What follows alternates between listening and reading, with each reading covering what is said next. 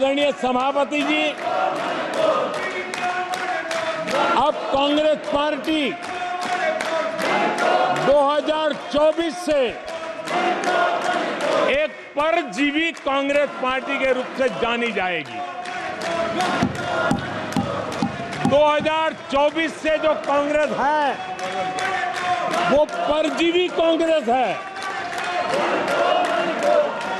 और परजीवी वो होता है जो जिस शरीर पर उस शरीर के साथ रहता है, ये परजीवी उसी को ही खाता है।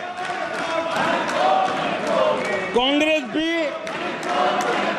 जिस पार्टी के साथ गठबंधन करती है उसी के वोट खा जाती है,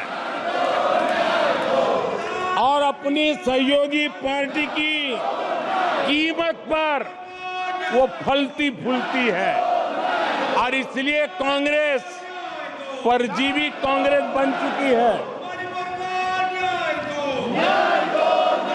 मैं जब परजीवी कह रहा हूं तो तथ्यों के आधार पर कह रहा हूं। आदरणीय सभापति जी, मैं कुछ आंकड़े आपके माध्यम से सदन को और इस सदन के माध्यम से देश के सामने रखना चाहता हूं। जहां जहां भाजपा और कांग्रेस का सीधा मुकाबला था, या जहां कांग्रेस मेजर पार्टी थी और साथी के पास 1, 2, 3 सीटें थी, वहां कांग्रेस का स्ट्राइक रेट सिर्फ और सिर्फ 26% है, 26% है।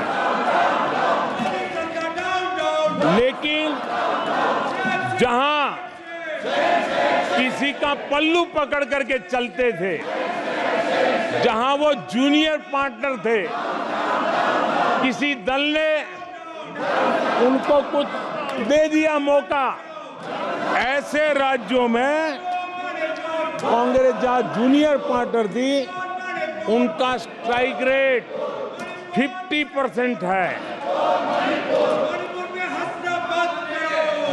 और कांग्रेस की 99 सीटों में से ज्यादातर सीटें उनके सहयोगियों ने उनको जिताया है। और इसलिए मैं कहता हूं ये परजीवी कांग्रेस है। 16 राज्यों में जहां कांग्रेस अकेले लड़ी, वहां उसका वोट शेयर इस चुनाव में गिर चुका है। आदरणीय सभापति जी, गुजरात, छत्तीसगढ़ और मध्य प्रदेश, इन 3 राज्यों में जहां कांग्रेस अपने दम पर लड़ी और 64 में से 64 में से सिर्फ 2 सीट जीत पाई है, 64 में से 2। इसका साफ मतलब है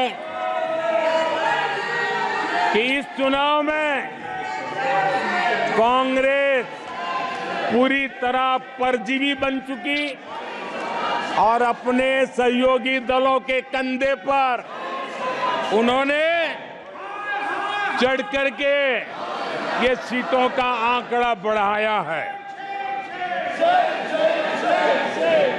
अगर कांग्रेस ने अपने सहयोगियों के जो वोट खाए हैं वो अगर न खाए होते तो लोकसभा में उनके लिए इतनी सीटें जीत पाना भी बहुत मुश्किल था।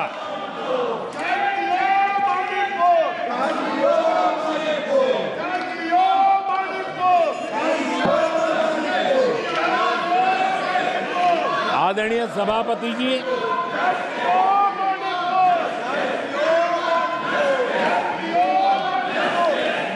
ऐसे समय एक अवसर आया। देश ने विकास के रास्ते को चुना है। देश ने विकसित भारत के सपने को साकार करने का मन बना लिया है।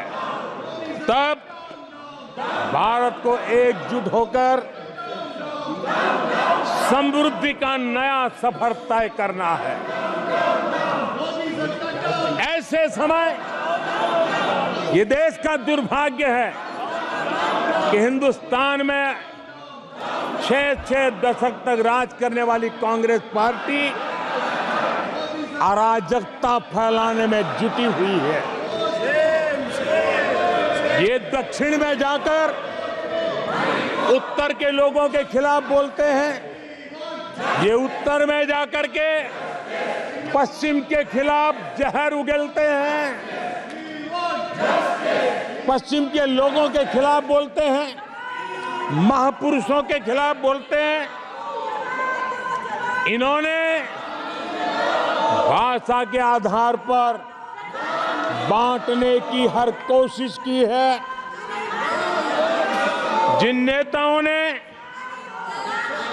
देश के हिस्से को भारत से अलग करने की वकालत की थी, उनको संसद की टिकट देने तक का दुर्भाग्य हमें देखना पड़ा, जो कांग्रेस पार्टी ने पाप किया। कांग्रेस पार्टी खुलेआम एक जाति को दूसरी जाति के खिलाफ लड़ाने के लिए रोज नई नैरेटिव कर रही है, नए अफवाहें फैला रही है। आदरणीय सभापति जी, देश के एक हिस्से के लोगों को हीन बताने की प्रवृत्ति का भी कांग्रेस के लोग बढ़ावा दे रहे हैं। आदरणीय सभापति जी, कांग्रेस देश में आर्थिक अराजकता फैलाने की दिशा में भी सोची समझी चाल चल रही है। चुनाव के दौरान जो बातें की गई, राज्यों में, उनके राज्यों में जिस प्रकार से आर्थिक कदम ये उठा रहे हैं, ये वो रास्ता आर्थिक अराजकता की तरफ देश को घसीटने वाला है। उनके राज्य देश पर आर्थिक बोझ बन जाए, ये खेल जानबूझ करके खेला जा रहा है।